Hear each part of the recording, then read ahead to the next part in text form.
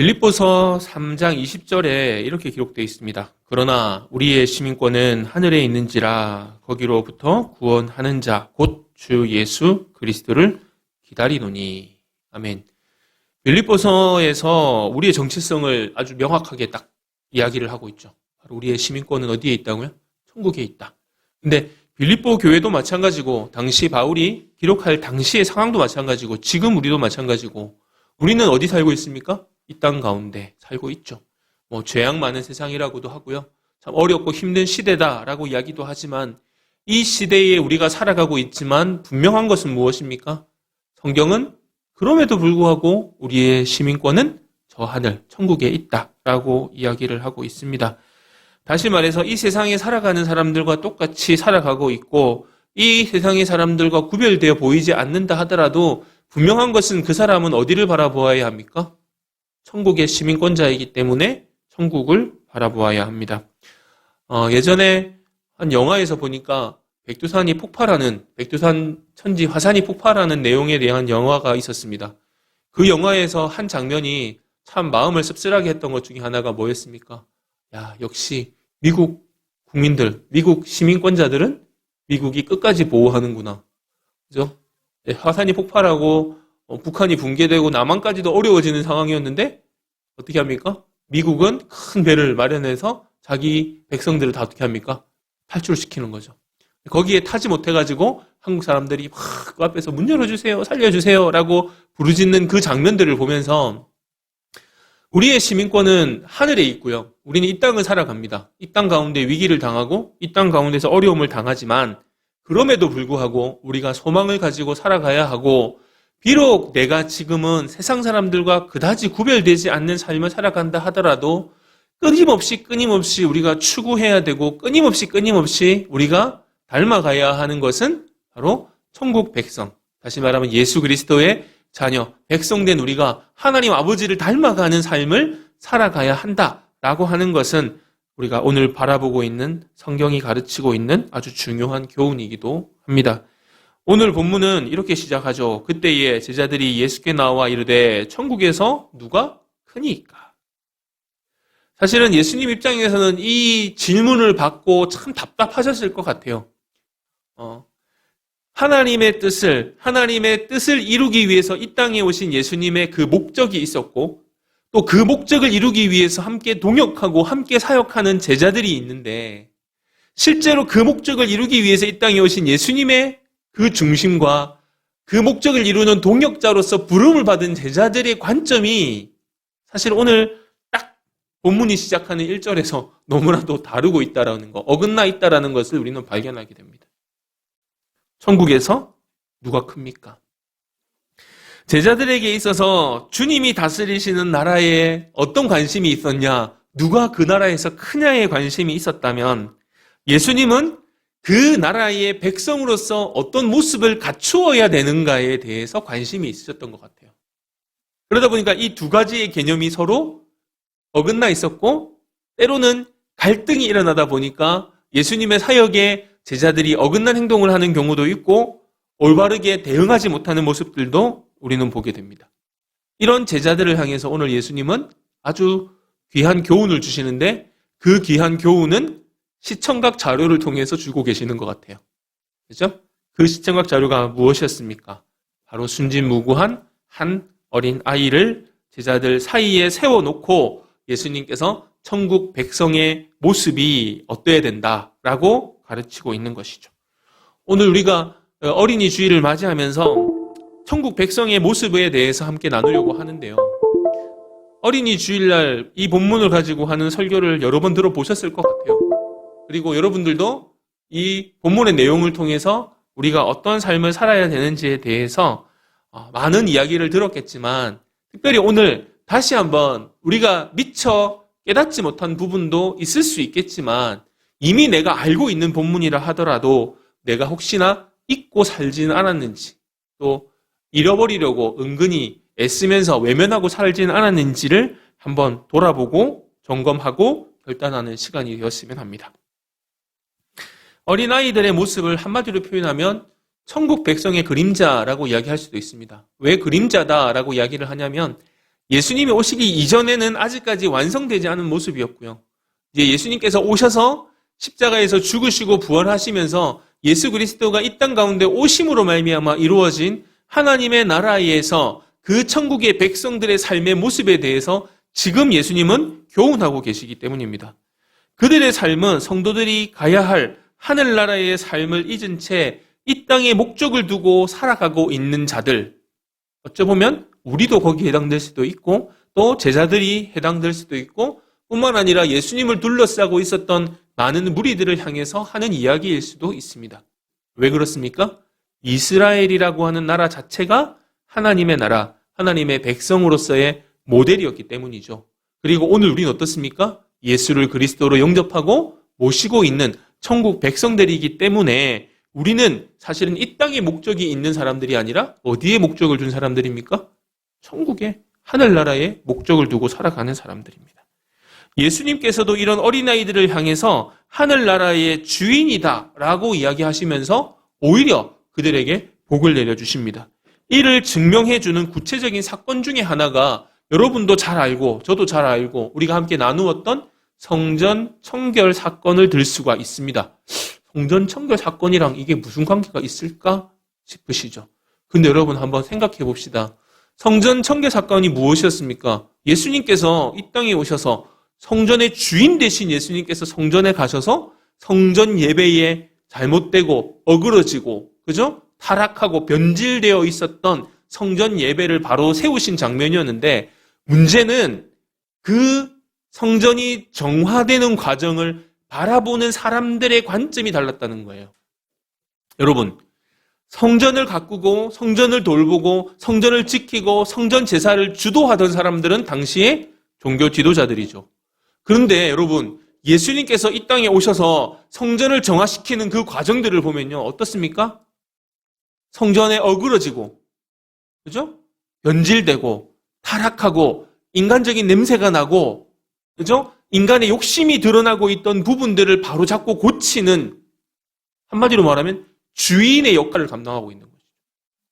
그렇다면 성전 제사를 집례하던 자들의 입장에서 예수님의 성전 정화 사건은 어떻게 보여야 합니까? 주인이 오셔서 주인의 집을, 그죠? 바로 세우시는구나라는 것을 깨달아야 하지만 정작은 어떻습니까?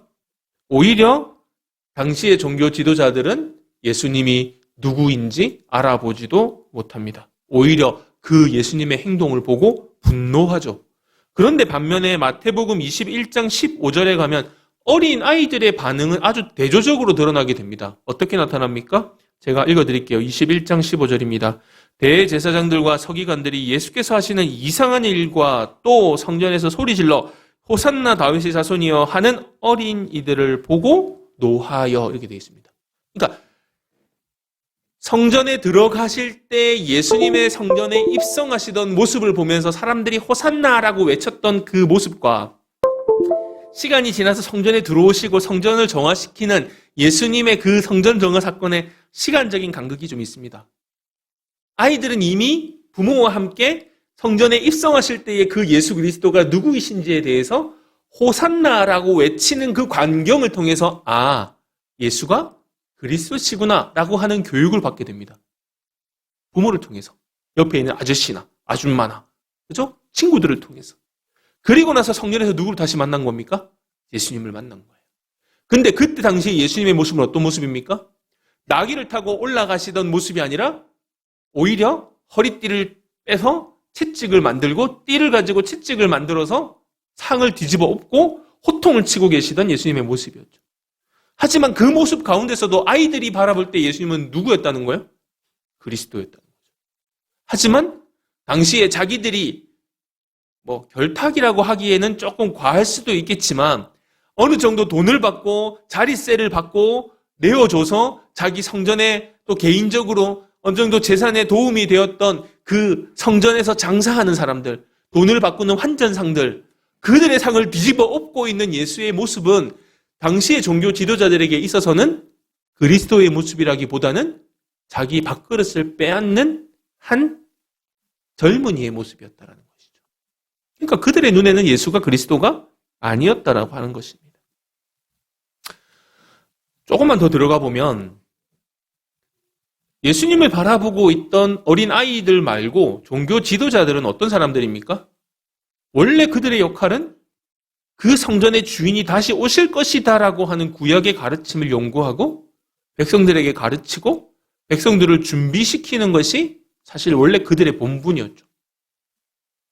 그들은 성전에서 장사하는 사람들과 결탁해서 자리를 내어주고 자리세를 받고 그것으로 성전의 곡간을 불리는 것이 그들의 목적도 아니었을 뿐만 아니라 그 이문을 남겨서 자기의 배를 채우는 것도 그들의 역할은 아니었습니다. 그런 이야기 안 하더라도 그들이 그냥 종교 지도자답게 좋은 옷을 입고 좋은 것을 먹고 애헴하면서 성전을 거닐고 사람들 앞에서 자기의 뛰어난 지식을 이야기하는 것이 그들이 존재하는 목적은 아니었다라는 것이죠. 사람들에게 존경을 받으라고 하나님이 그곳에 그들을 세운 것도 아니었고 그들로 하여금 그들이 없이는 하나님께 드리는 제사가 온전하지 않으면 안 되는 그들로 하여금 무조건 하나님 앞에 제사를 지내야만 하는 그런 도구로 사용하시려고 그들을 세워놓으신 것도 아니라는 거죠. 엄밀히 따지고 보면 그들은 백성들로 하여금 올바른 예배를 드리고 하나님이 누구이신지 그리고 하나님의 독생자이신 메시아가 다시 오심으로 말미암아 이 땅을 다시 회복시킬 것이다라고 하는 것이 그냥 말로만 그들이 가르치는 지식의 한 부분으로서만 백성들에게 전달되는 것을 원하신 것이 아니라 오히려 어떻습니까? 백성들을 깨우고 그들이 눈을 부릅뜨고 다시 오실 메시아, 그죠? 하나님께서 보내주시겠다고 약속하셨던 그 메시아를 기다리면서 예수 그리스도께서 오셨을 때 그들의 행동은 오히려 어떻게 되는 거예요? 길에서 올라가는 성전으로 올라가는 예수의 모습을 바라보면서 호산나라고 외치면서 예수님 오시기 전에 마카비 그 가문의 사람들이 백마를 타고 올라갈 때 호산나 다윗의 자손이여 다윗의 그 나라를 다시 세워줄 그 군대의 강력한 힘이여라고 외치던 그 모습이 아니라 진짜 이 땅을 정화시키고 성전 예배를 회복시키시고 온전하게 율법을 완성시키실 하나님의 그 메시아가 이 땅에 오셨습니다. 외쳐야 될 사람들이 바로 누굽니까? 오늘 예수님을 바라보면서 분명히 얘기하고 있죠. 보고 노하여 분노하고 있는 종교 지도자들의 모습이었다라는 사실이죠. 이들의 모습이 어찌 보면은 지금 오늘 성경을 보고 있는 우리의 눈에 한심하게 보이는 이유 중에 또 하나가 뭐냐면 돌발적인 모습은 아니었다라는 거예요. 어느 날 갑자기 짠 하고 등장한 모습이 아니라 이미 시편 8편 2절에 보면 예고되어 있는 모습이었어요. 21장 16절에 예수님 말씀부터 한번 제가 먼저 읽어드릴게요. 예수께서 말하되 그들이 하는 말을 듣느냐? 예수께서 이르시되 그렇다. 어린 아기와 젖먹이들의 입에서 나오는 찬미를 온전하게 하셨나이다 함을 너희가 읽어본 일이 없느냐 하시고 이 구절이 바로 시편 8편 2절에 나오는 말씀이거든요. 주의 대적으로 말미암아 어린 아이들과 젖먹이들의 입으로 권능을 세우시며 이는 원수와 보복자들을 잠잠하게 하려 하심이니라. 이 구절이 바로 메시아가 오셨을 때 메시아가 오셔서 성전을 어떻게 할 것인가에 대한 미리 하나님께서 예고해 놓으신 일이었고 그 일이 누구를 통해서? 예수 그리스도를 통해서 지금 어디에서? 예루살렘 성전에서 이루어지고 있다는 것이죠. 그러니까 말씀을 연구하는 사람 입장에서는 이 구절이 그대로 이루어졌구나. 그가 오시니까 누가 입을 벌린 거예요? 어린 아이들이, 젖먹이들이 입을 벌려가지고 어른들은 못 알아보는데 누가 알아보는 거야? 어린 아이들이 호산나를 외치면서 메시아가 오셨다라고 하는 이야기가 이루어진 것을 보고 뭐 해야 되는 겁니까? 하나님의 뜻이 이루어졌구나. 이걸 알아야 된다라는 것이죠. 그런데 지금 오늘 우리의 눈에 보이는 당시의 종교 지도자들은 어떻습니까? 어린 아이들의 그 소리를 듣고 분노하고 있다는 거, 노하고 있다라고 성경은 이야기하고 있습니다. 오히려 지금 우리가 본받아야 될 모습은 종교 지도자들의 모습이 아니라 누구의 모습이었습니까? 어린 아이의 모습이었다라고 하는 것이죠. 순수하게, 그죠? 말씀을 그대로 받아들일 수 있는 어린 아이들의 그 모습이 오늘 예수가 그리스도요, 예수가 바로 그들이 기다리던 메시아의 모습이었다라고 성경은 이야기하고 있습니다. 두 번째, 오늘 우리가 어린 아이들을 통해서 본받아야 될 모습은 바로 스스로 자기를 낮추는 모습입니다. 어린 아이들이 종교 지도자들이 니네들 지금 뭐 하는 거야? 여기서 누가 호산나를 외치래? 라고 이야기했을 때 그들이 막 띠를 두르고 나가가지고 자기들의 의견을 주장하고 그렇게 하는 모습을 보이지는 않습니다. 그죠? 아마 분명히 어린 아이들이었으니까 쫓겨났을 것 같아요. 그죠? 어른이 막 소리 지르고 그러니까 무서워가지고 쫓겨났겠죠. 그런데 여러분 한번 보십시오. 오늘 예수님께서 이렇게 말씀하십니다. 4절 말씀에 그러므로 누구든지 이 어린아이와 같이 자기를 낮추는 사람이 천국에서 큰 자다라고 얘기하고 있는 거예요. 제자들의 관심이었던 하나님의 나라는 그냥 다윗의 나라를, 다윗의 왕국을 다시 재건하는 메시아의 모습으로 생각을 하고 그곳에서 큰 자라는 말은 그곳에서 누가 더 높은 자리에 오를 것이냐라는 이야기를 하고 있었겠지만 어린 아이들과 예수 그리스도께서 하시는 말씀은 뭡니까? 천국 백성의 모습이 무엇이냐라고 하는 것이고 그 천국은 단지 정치적인 천국만을 이야기하는 것은 아니다라고 하는 것이죠. 바로 하나님의 나라가 이 땅 가운데 임하셨는데 누구를 통해서? 예수 그리스도를 통해서. 이미 이 땅 가운데 임하신 그 나라 가운데 누가 진짜 큰 자냐라고 했더니 누가 큰 자입니까? 자기를 낮추는 자들이다라고 이야기하고 있습니다. 여기서 자기를 낮춘다라는 말, 우리가 잘 쓰는 말로 뭡니까? 교만이죠.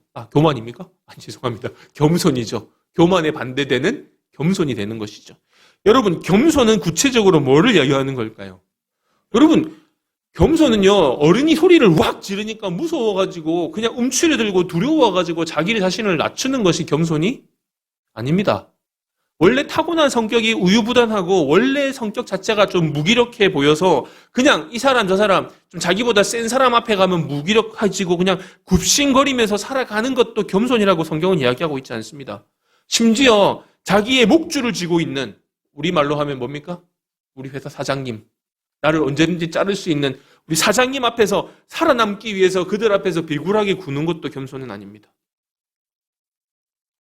성경이 말하는 겸손은 무엇입니까? 성경이 말하는 겸손, 바로 자기 자신이 죄인임을 깨닫고 주님 앞에서 스스로 낮아지는 것이 먼저입니다. 그러니까 내가 죄인이라는 사실을 깨닫지 못하면 예수님도 필요 없고 예수님 앞에서 자기 자신을 스스로 낮추지도 않겠죠. 우선은 뭡니까? 자기가 죄인임을 깨닫는 것부터입니다. 그래서 자기 자신이 죄인이기 때문에 예수님이 필요하고 그래서 예수님 앞에 스스로를 낮아지게 낮출 수 있는 자, 그리고 자기 자신을 올바로 알아서 자신을 용납할 줄 알아야 그 다음 나가서 뭐도 용납할 수 있는 겁니까? 남들도 용납할 수 있는 겁니다. 말 안 하고 가만히 있는다고 다른 사람 앞에 굽신거리고 있지만 그 속에는 그래 언젠가는 내가 너를 한번 밟아주겠다 라고 되새기고 있다면 그는 자기 자신을 낮추는 겸손한 자가 아닙니다. 진짜 겸손한 사람은 누굽니까? 자기 자신이 죄인임을 깨닫고 하나님 주님 앞에서 자기 자신을 낮출 줄 아는 자들입니다. 그 말은 더 정확히 말하면 자기 자신을 올바로 아는 거예요. 나는 주님 앞에서 죄인이구나. 그래서 내가 죄인임을 알아가기 때문에 자기 자신을 용납할 줄 알아야 되고 자기 자신을 용납할 줄 알아야 죄인된 다른 사람도 용납할 줄 안다라는 것이죠. 그러니까 다른 사람을 용납할 줄 아니까 뭐도 할 수 있는 겁니까? 섬길 줄도 아는 겁니다. 그 진정한 겸손의 본을 보여주신 분이 바로 예수님이시죠. 예수님이 왜 낮아지셨습니까? 예수님이 왜 그 더러운 제자들의 발을 우리말로 하면 슬리퍼 같은 샌들을 신고 하루 종일 그 흙밭을 걸어 다니는 제자들의 발이 얼마나 더러웠겠습니까? 그래서 웬만한 집에는 하인이 있는데 그 하인 중에서도 제일 급이 낮은 제일 미천한 하인이 하는 일이 주인의 발을 씻기는 건데 그것도 종이 주인의 발을 씻기지 주인이 종의 발을 씻기는 경우가 어디 있습니까? 근데 예수님은 그들의 발 앞에 무릎을 꿇고 앉아서 제자들의 발을 씻겼다고요. 왜 그런 일을 했습니까? 그것도 스승이 있을 수 없는 이 모습을 보여주신 이유가 무엇입니까? 딱 하나예요. 아버지의 사랑 때문에. 왜 예수님이 십자가에서 그 조롱을 당하고 침뱉음을 당하고 욕을 들어먹으면서 예수님이 무슨 힘이 없어가지고 능력이 없고 군사를 일으킬 힘이 없고 천군 천사를 거느릴 힘이 없었기 때문에 그냥 십자가에서 비참하게 죽어가셨습니까? 아니잖아요. 한순간에 모든 상황을 뒤집어 엎을 수 있는 능력도 있고 힘도 있고 권능도 있고 천사를 몇 군단을 끓일 수 있는 힘도 있었지만 그냥 묵묵하게 그렇게 그 십자가에서 숨을 쉬지 못하고 옆구리에 창이 찔리고 비참하게 죽을 수밖에 없었던 이유는 딱 한 가지잖아요. 아버지 사랑 때문에. 아버지의 사랑 때문에 자기 자신을 낮아지고 더 이상 낮아질 데 없을 정도까지 낮추신 분이 예수 그리스도였다는 것이죠. 근데 여러분 한번 보십시오. 예수님이 그렇게 죽으셨기 때문에 가장 낮은 곳으로 가셨기 때문에 더 이상 낮아질 곳이 없는 곳까지 가셨기 때문에 아버지의 사랑은 세상에 존재하는 모든 사람을 다 구원하고도 남을 만한 사랑이 되었다는 것이죠. 그냥 예수님이 적당하게 고난당하시고 적당하게 낮아지셨다면 그 적당함의 범위 안에 들어가지 못하는 사람들은 예수님의 능력 때문에, 예수님의 사랑 때문에 구원 못 받는 사람이 생긴다는 거예요. 근데 예수님은 자기가 낮아질 수 있는 최대한 이 땅에 존재하는 가장 낮은 곳으로 내려가셨기 때문에 세상의 모든 사람을 다 구원하고도 남을 구원의 은혜를 이 땅 가운데 새겨 놓으셨다는 거예요. 그래서 우리가 다음에 기회가 되면 같이 좀 공부해 봐야 될 부분이기도 한데 실제로 우리가 신앙을 고백하는 그 신앙 고백 안에도 과거 버전에는 보면 예수님께서 지옥에 내려가셨다라고 하는 구절까지도 나옵니다. 그 구절을 어떻게 해석하느냐라고 하는 예수님이 십자가에 못 박혀 죽으시고 십자가에 장사 지내시고 하는 요 구절에서 지옥까지 음부까지 내려가셨다라고 하는 과거 옛날 그 버전에는 그런 구절까지 나옵니다. 그 이유가 뭘까라고 할 때 뭐 지금 다 할 수는 없지만 정말 한번 생각해 보면 뭡니까? 우리가 지금 나누고 있는 것처럼 그렇게까지 낮아지신 예수 그리스도의 사랑이 누구를 구원한 거예요? 우리를 구원하셨다는 거예요. 사실 우리가 다 어디 가 있어야 되는데 우리가 지옥 불구덩이에 빠져 있어야 될 우리였기 때문에 그 우리를 구원하시고자 그 낮은 곳까지 내려가셨다라고 하는 예수 그리스도를 보여주고 있는 것이죠. 한마디로 말해서 무엇 때문에? 아버지의 사랑 때문에. 아버지가 우리를 그렇게 사랑하셨기 때문에 그 아버지의 사랑을 이루시고자 예수 그리스도께서 그렇게 낮아지셨다. 여러분 그게 뭡니까? 겸손이에요. 힘이 있어요. 으라차차 하면은 십자가를 다 부시고 내려오실 수도 있어요. 으라차차 하면은 하늘이 열리고 천군 천사들이 뵐 수 없는 것이 없을 만큼 정말 예리하고 날카로운 검을 들고 와서 이 땅에 존재하는 인간들이라고 하는 인간들은 다 베어서 죽일 수 있을 만큼의 막강한 군사력을 가진 예수 그리스도였지만 그럼에도 불구하고 어떻게 하셨어요? 묵묵히 십자가에 달려서 신음하셨어요. 왜? 그게 겸손이기 때문에. 여러분 겸손은요. 힘이 없어서 비굴하게 구는 게 겸손이 아니에요. 겸손은요. 내가 힘이 있음에도 불구하고 내가 다 뒤집어 엎을 만한 능력이 있음에도 불구하고 어떻게 하는 겁니까? 꾸역꾸역 참아가는 겁니다. 그게 바로 예수 그리스도께서 보여주신 겸손의 모습이에요. 그리고 그 길을 따라갔던 사람이 바울이었어요. 우리는 성경에서 모범을 얻어야 되니까요. 성경에서 바울은 어떤 사람입니까? 당대 최고의 학문이었습니다. 제가 신대원 다닐 때 교수님들의 가르치시는 그 멘트 중에 몇몇 정말 지금도 기억이 나는 것 중에 하나가 진짜 바울이 있느냐? 진짜 바울이 존재했을까? 자유주의 신학자들은 바울이 기독교의 교주라고 이야기하거든요. 창시자라고 이야기하거든요. 그러니까 그런 거에 대해서 반박을 하고 변증을 해야 되니까 자료들을 찾다 보면요. 바울이 얼마나 뛰어난 사람이었냐면 스승을 능가할 만큼의 사람이었다는 기록까지도 나타납니다. 근데 그 이름에 제가 한번 전에 이야기 안 했나요? 그거 가지고 지어놓은 자국이 발견된대요. 왜 그럴까요? 그 사람들 입장에서는 기독교로 개종을 했기 때문에 이단에 빠졌다라고 보는 거예요. 출교당한 거예요. 그게 가말리엘의 문화에 있는 학생들의 이름에 대한 자료들에서 그런 게 나타나는 거예요. 실제로 바울은 존재했고 그 바울이 얼마나 탁월한 사람이었는가에 대한 자료들도 나타난다는 거예요. 그런데 문제는 뭡니까? 그가 뭐라고 해요? 빌립보서 4장 12절에 나는 비천에 처할 줄도 알고 풍부에 처할 줄도 알고 모든 일 곧 배고픔과 배부름과 배고픔과 풍부와 궁핍에도 처할 줄 아는 일체의 비결을 배웠다. 사실 바울은 그냥 가만히 있으면 출세하는 사람이에요.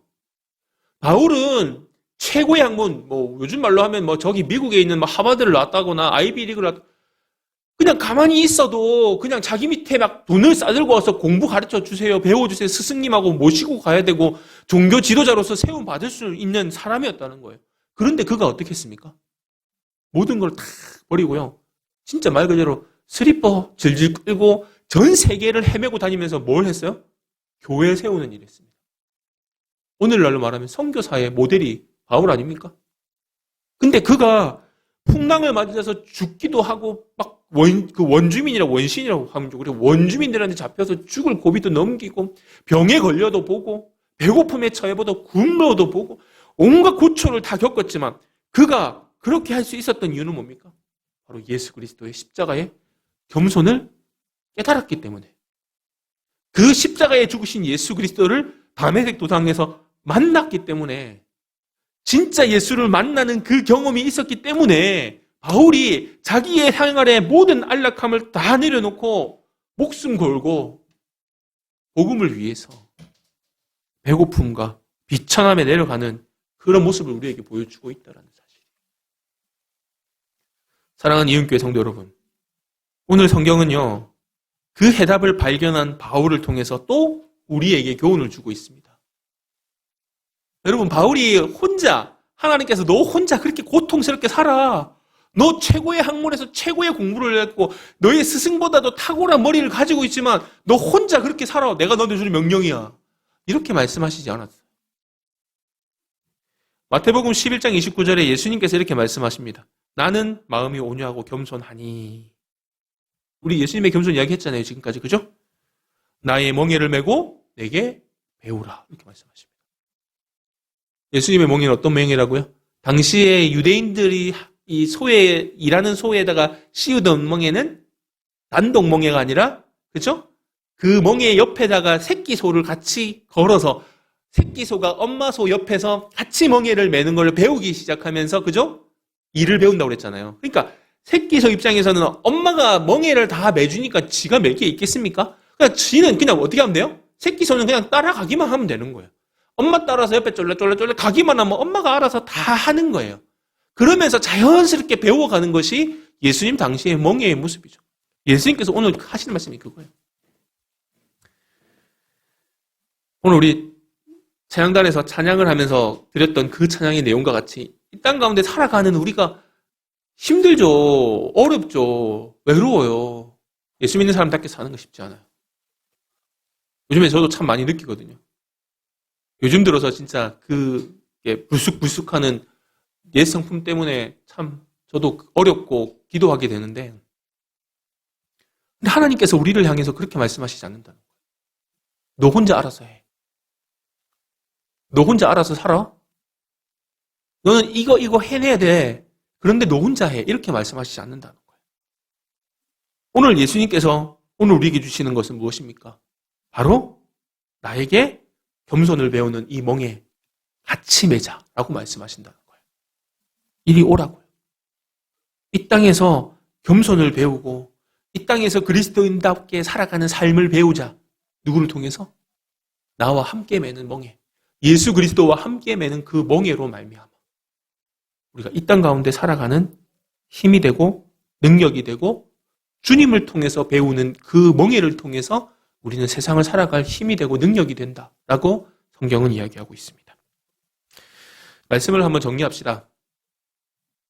사랑하는 성도 여러분, 어린이 주일입니다. 어찌 보면 우리는 세상을 살아가면서 많은 때가 묻고 정말 자아가 너무나도 커지다 보니까 쉽게 다른 것에, 내 생각과 다른 것을 용납하고 받아들이는 것이 쉽지 않은 나이가 됐습니다. 때로는요, 잘못됐다고, 그래, 잘못된 것 같아 라고 알면서도 일부러 그걸 용납하지 않고 인정하지 않으려고 더 악을 바락바락 쓰면서 주장할 때도 있습니다. 그런데 오늘 성경은 무엇을 이야기합니까? 겸손하라고 이야기합니다. 어린 아이를 통해서 겸손을 배우라고 이야기합니다. 가진 것이 있어도, 힘이 있고 능력이 있어도 하나님 때문에, 아버지의 사랑 때문에 모든 것을 내려놓으신 예수님을 보고 배우라는 겁니다.